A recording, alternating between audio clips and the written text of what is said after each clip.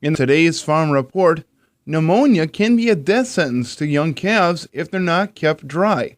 Jim Solver with the University of Minnesota Extension Service Office gives some tips on keeping calves healthy in changing weather. I've really kind of enjoyed the weather that we've had over this winter. Some days it's too warm and it gets a little bit muddy, but it can be a real challenge to raise livestock, particularly calves that are in some kind of barn, at least in this kind of weather. We tend to have a few more pneumonias than maybe we would like, and so I'm going to talk a little bit about some keys to controlling pneumonia in our calves. Probably the most important thing that we can do is follow guidelines for colostrum. Remember, it's quality, quantity, how much you give them.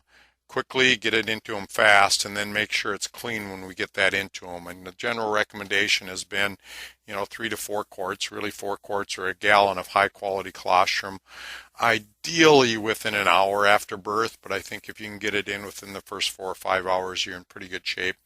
And then make sure you try to get some more in within 12 hours or so. If you're concerned about that, visit with your veterinarian, or I know there's many listeners that can check IgGs or serum proteins and find out where we're at. If you're feeding if you can, it's probably a good idea to pasteurize that colostrum, but again, not essential if you're really clean and collecting it. If you're in an environment, particularly a group housing situation, make sure you provide at least 30 to 35 is better, square feet per calf.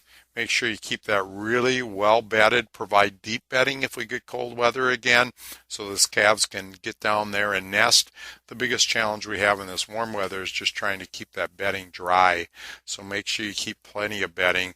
The other thing that I think is important is trying to get that bedding cleaned out of there and get fresh bedding in. It seems like if you go a lot more than a month between cleaning out that bedding, you either have to add a lot or you just get a little more ammonia because of the breakdown of the straw and the urine in the bedding, and so make sure you try to get that out. Make sure you have proper ventilation. Try to house your calves separately from your older cows and away from your calves if you can, and then make sure you provide adequate nutrition. I encourage people to get on a winter feeding program, which means more milk, higher fat. Usually it's more milk. Now if you're feeding over 1.5 pounds of milk replacer or powder, it probably doesn't make a lot of difference in winter and summer. But if you're feeding kind of the traditional 1 pound of powder to your calves, I would strongly encourage you to increase that.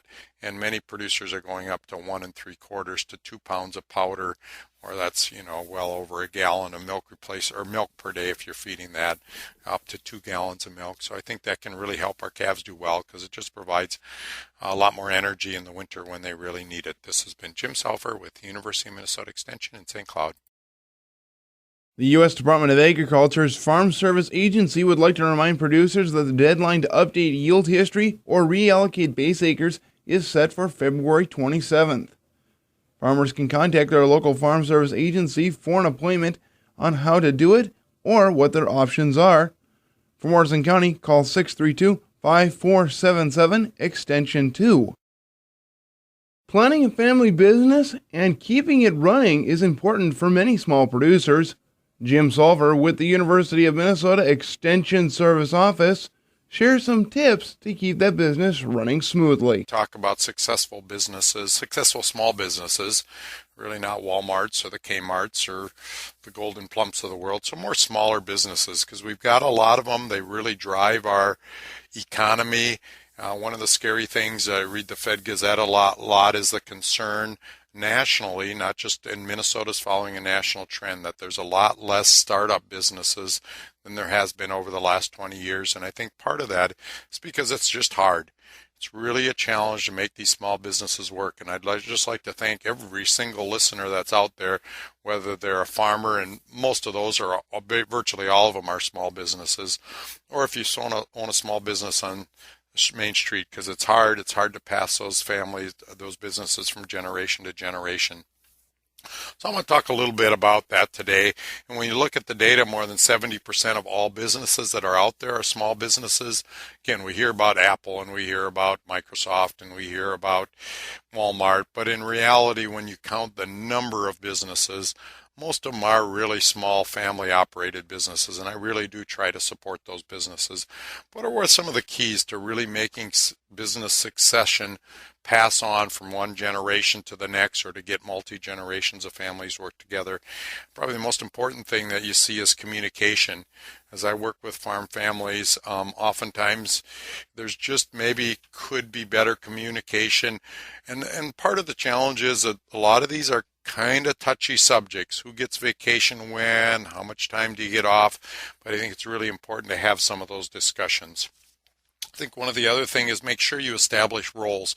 Again, I can purely talk from an agricultural standpoint because that's a business I work in, but make sure who's responsible for what. You just can't say everybody's responsible for everything, because that gets real frustrating because nobody really gets to make a decision, or one person makes all the decisions because they tend to have the loudest voice or tend to be the most dominant.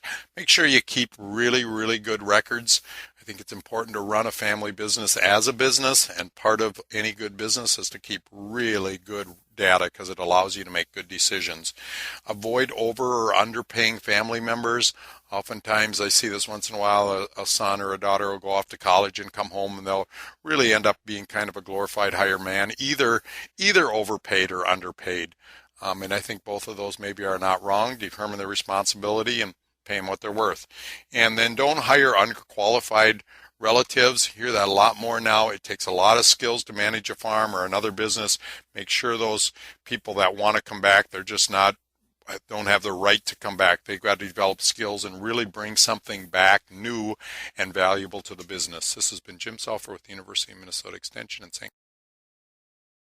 Right now, there are about 14 federal agencies involved in food safety and inspection, but mostly it's the Agriculture Department for meat and poultry and the Food and Drug Administration under the Health and Human Services Department for most other foods. But in the administration's budget plan for the 2016 fiscal year is a proposal to create a single food safety agency. Agriculture Secretary Tom Vilsack telling reporters The president is using this as an example of what could occur if this president were given the power to reorganize, as many previous presidents have had. He does not currently have that power, and I think he wanted to give Congress a sense of his willingness to look at things that before may have been off the table. Vilsack said one agency would end up costing less money in avoiding problems and delays in handling food safety problems. But who would run it? Where will it end up? Would food inspection procedures be changed? How would the meat inspection unions react? I don't know that we've gone into that level of detail. Vilsack said, actually, the purpose of this is to begin the discussion and to begin the debate. And there will be a lot of both over this next year. Gary Crawford for the U.S. Department of Agriculture.